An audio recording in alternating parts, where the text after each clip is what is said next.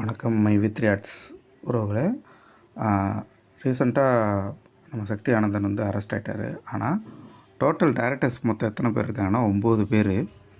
ராஜாராம், கனிஷ்கா, மணி, மகேந்திரகுமார், துரைச்சாமி, கீதா, மஞ்சுளா ராணி, சக்தி ஆனந்தன், கோபாலகிருஷ்ணன், கிருபாகரன், கிரிஜா, ரவிக்குமார், கோவிந்தராஜ், மொத்தம் 9 டேரக்டர்ஸ் இருக்காங்க. ஆனால் அரெஸ்ட் ஆனது என்னவோ பார்த்தீங்க அப்படின்னா நான் சக்தி ஆனந்தன் மட்டும்தான். அவர் மட்டும் தான் அரெஸ்ட் ஆகலை, சரண்டர் ஆகியிருக்காரு. சரண்டர் ஆகி என்னை விசாரிச்சுட்டு என்னை வெளியே விடுங்க அப்படின்ற மாதிரி பெயில் கொடுங்க அப்படின்ட்டுருக்காரு. ஆனால் அவர் ஸ்குவாஷ் பண்ணி கேட்கல.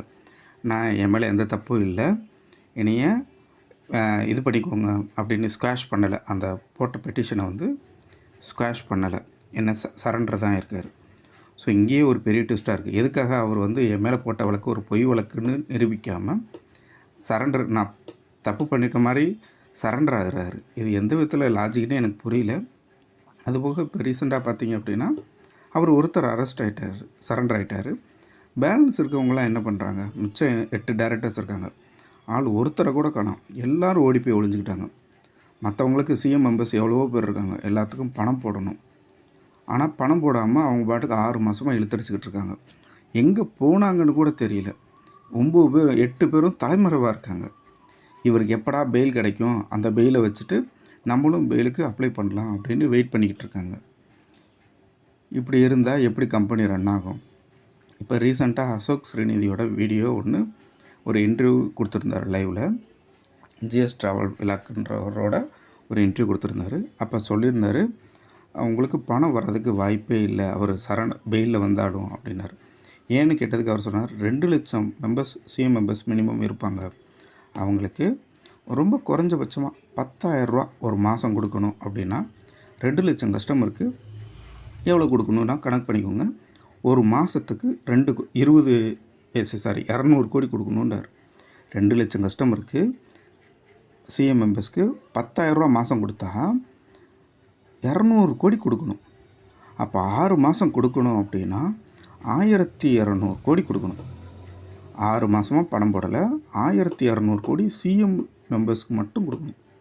அப்புறம் ஓஎம், ஜிஎம், இன்னும் நிறைய இருக்குது, ஸ்கீம் இருக்குது. அவங்களுக்கெல்லாம் எப்படி பணம் போட முடியும்? அவங்களுக்கெல்லாம் சேர்த்தோம்னா ஒரு 1800 கோடி கிட்ட கொடுக்க வேண்டி வரும். ஸோ இவ்வளோ பணத்துக்கு சக்தி ஆனந்தன் என்ன பண்ண போகிறாருன்னு தெரியல. இவ்வளோ பெரிய பணம் கொடுக்கணும் அப்படின்னா புதுசாக கஸ்டமர் சேரணும். புதுசாக யாரும் உடனே சேர மாட்டாங்க. அப்போ இந்த பணத்தை கொடுக்குறதுக்கு என்ன வழின்னே தெரில. அசோக் ஸ்ரீநிதி தெளிவாக சொல்கிறாரு, இப்போது பணம் கொடுக்கணுன்னா புதுசாக ஆள் சேரணும். அவங்ககிட்ட வாங்குகிற பணத்தை வச்சு அந்த பணத்தை ஏற்கனவே சிஎம் மெம்பர்ஸாக இருக்கிறவங்களுக்கு எல்லாத்துக்கும் கொடுக்கணும். அப்படி கொடுத்தா மட்டும்தான் முடியும். புதுசாக ஆள் சேர மாட்டாங்க, ஏன்னா அது இல்லீகல், மணி ரொட்டேஷனுக்குள்ளே வருது அப்படின்னு அவர் சொல்கிறார். இது ப்ராப்பர் பான்சி ஸ்கீம், இது ப்ராப்பரான ஒரு பான்சி ஸ்கீம் சொல்கிறார். அதுபோக என்ன சொல்கிறாருன்னா அசோக் ஸ்ரீநிதி, கண்டிப்பாக அவர் பெயில் கிடச்சி வந்தாலும் ₹1 கூட அவர் கொடுக்க மாட்டார். அவர் தெளிவாக இருக்கார், கொடுக்கவே மாட்டார். ஆனால் பெயில் கண்டிப்பாக கிடைக்கும். அவர் பெயிலில் கண்டிப்பாக வெளில வந்துடுவார். வெளில வந்த உடனே உங்களுக்கு யாருக்கும் எந்த பணமும் கொடுக்க மாட்டார். இது என் சேலஞ்சாக எடுத்துக்கோங்க அப்படின்றாரு. ப்ளஸ் இன்னும் என்ன சொல்கிறாரு, ஏற்கனவே வந்து நான் சொன்ன மாதிரி தான் ஆப்பை முடக்குவாங்கன்னு சொன்னேன், முடக்கிட்டாங்க. அவர் அரெஸ்ட் ஆவார்னு சொன்னேன், அரெஸ்ட் ஆகிட்டாங்க. இன்னும் எல்லாத்துக்கும் பணம் போட மாட்டார், ஏமாற்றுவார்னு சொன்னேன், அது எல்லாமே நான் நினச்சபடி நடக்குது அப்படின்னு அவர் சொல்கிறார். இங்கிட்டு கேடிவி சேனலோட ஓனர் கார்த்திக் பிள்ளை என்ன சொல்கிறாரு, ஓனர் வெளியே வருவார், அமௌண்ட் போடுவாருன்னு சொல்கிறாரு. ஆனால் அமௌண்ட்டு எப்படி போடுவார் அப்படின்றதில் எந்த இதுவும் சொல்ல, வெறும் நம்பிக்கை வைங்க, நம்பிக்கை வச்சு அவர் கண்டிப்பாக பணம் போடுவார் அப்படின்றாரு. ஆனால் வெறும் நம்பிக்கையை வச்சு எப்படி இது பண்ண முடியும்? பெயில் கிடைக்கும்னு 2 மாதம் சொல்லிக்கிட்டு இருக்காரு, ஆனால் பெயிலே கிடைக்கல. கம்பெனிக்கு எப்படி ரெவன்யூ வருதுன்னு இப்போ வரைக்கும் சொல்ல மாட்டாரு. கம்பெனிக்கு எப்படி தாப்பா ரெவன்யூ வருது அப்படின்னு ஏதாவது ஒன்று சொன்னால் தானே நம்மளால் ஏற்றுக்கிற முடியும். இப்போது டெய்லி 2 வீடியோ போட்டுக்கிட்டு இருக்காரு கார்த்திக் பிள்ளை, மை வித்ரி ஆர்ட்ஸை பற்றி. இல்லை உங்களுக்கு அதில் வச்சு அந்த வீடியோ வச்சு மக்கள் பார்க்குறதுனால நல்ல ப்ராஃபிட் அவருக்கு. ஏன்னா டெய்லி 2 வீடியோ, அதில் நல்ல காசு வருது. அவர் அந்த பக்கம் இருக்கார். இங்கிட்டு குருஜி என்னடான்னா அன்பார்ந்த சேனல்னு ஒரு சேனல் ஓப்பன் பண்ணி நிறையா சொன்னார். நான் பணம் போட்ட மக்களுக்கெல்லாம் திரும்ப கிடச்சிரும், நாங்கள் தான் எல்லாமே, அவர் தான் கடவுள் அப்படின்ற அளவுக்கு பேசினார். இப்போ என்னடான்னா ஆளையே காணோம். சேனலை ஓப்பன் பண்ணார். இப்போ அந்த சேனல் இருக்கான்னு கூட தெரில. ஆள் எஸ்கேப்பு. எங்கிட்டு போனார்னு இதில் ஓடியே போயிட்டார். அவரை கடவுள்னு சொல்லிக்கிட்டு இருந்தார். கடைசியில் ஆளையே காணோம். அதுக்கப்புறம் பார்த்தா இன்னொரு அப்டேட் பார்த்தா ப்ளே ஸ்டோர்லேருந்து மைவி3 ஆட்ஸ் ஆப்பை சஸ்பெண்ட் பண்ணிட்டாங்க. நீக்கிட்டான்னு சொல்ல முடியாது, சஸ்பெண்ட் தான் பண்ணியிருக்காங்க. இது கண்டிப்பாக வந்து ஏற்கனவே யார் ஃபோன்லலாம் இருக்கோ அது ஒர்க் ஆகும். ஆனால் புதுசாக யாரும் ப்ளே ஸ்டோர்லேருந்து டவுன்லோட் பண்ண முடியாது. இதுக்கு சில பேர் என்ன பண்ணுறாங்க, கூகுள் போங்க, மைவி3 ஆட்ஸ்ன்னு டைப் பண்ணுங்கள். டைப் பண்ணால் உங்களுக்கு ஆப் வேறு வெப்சைட்லலாம் இருக்கும், அதை எடுத்து டவுன்லோட் பண்ணிக்கோன்றாங்க. தயவுசெய்து அந்த மாதிரி பண்ணிடாதீங்க. அது எல்லாமே ஆல்ரெடி வந்து அந்த ஏபிகேவை வந்து மாடிஃபை பண்ணி அவங்க திரும்ப அப்லோட் பண்ணியிருப்பாங்க வேறு வெப்சைட்லலாம். ஸோ அதை எடுத்து நீங்கள் யூஸ் பண்ணிங்க அப்படின்னா உங்களோட ஃபோன் ஹேக்காக சான்சஸ் அதிகம் இருக்குது. ஏன்னா உங்களோட ஆப்பை அவங்க மாடிஃபை பண்ணி அவங்க வெப்சைட்டில் வச்சுருக்காங்க. அதை நீங்கள் ட்ரை பண்ணிங்க அப்படின்னா உங்களோட மெசேஜஸ்லேருந்து, ஓடிபியிலேருந்து, ஆதார் கார்டு, பேன் கார்டு எல்லாத்தையும் ஈஸியாக அக்சஸ் பண்ண முடியும். உங்கள் ஃபோனே அவங்க கையில் தான். அவங்க ஃபுல் அக்சஸ் வச்சுருப்பாங்க. உங்கள் கேமரா, நீங்கள் என்ன வீடியோ எடுக்கிறீங்க, என்ன பார்க்குறீங்க, எல்லாத்தையுமே அவங்க அக்சஸ் வச்சுருப்பாங்க. தயவுசெய்து அந்த மாதிரி எதுவும் மட்டும் பண்ணிடாதீங்க. ப்ளே ஸ்டோர்லேருந்து இது பண்ணிக்கோங்க. இல்லை இந்த எம்ஐ, ரெட்மி யூஸ் பண்ணுறீங்க, போக்கோ யூஸ் பண்ணுறீங்கன்னா கெட் ஆப்ஸ் இருக்கும், அதில் இருந்துச்சுன்னா டவுன்லோட் பண்ணிக்கோங்க.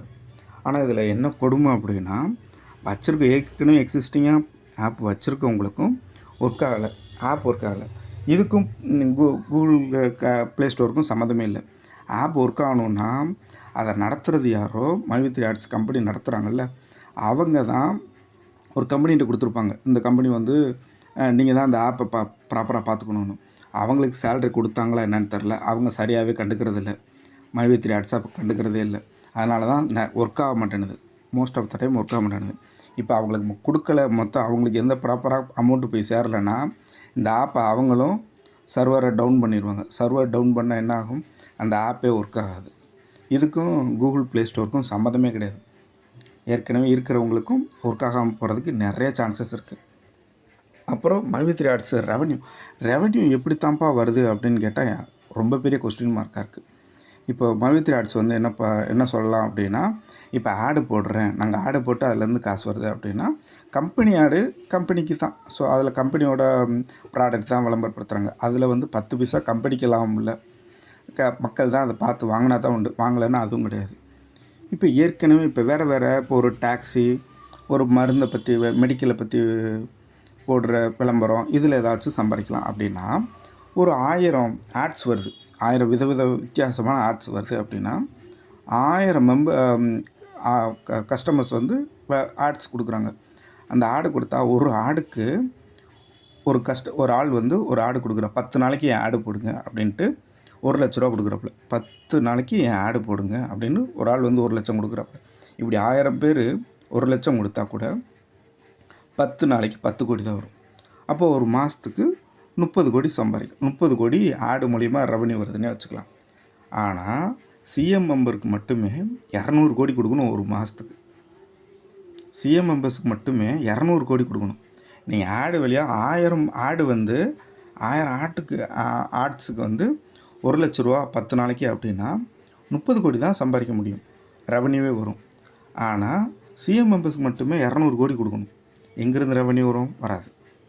இப்போ கிராசரி அந்த ஐட்டங்கள்லாம் விற்கிறோம், அதுலேருந்து ரெவன்யூ வருதுன்னா அதை யாராச்சும் வாங்கணும். அதை யார் வாங்குவா?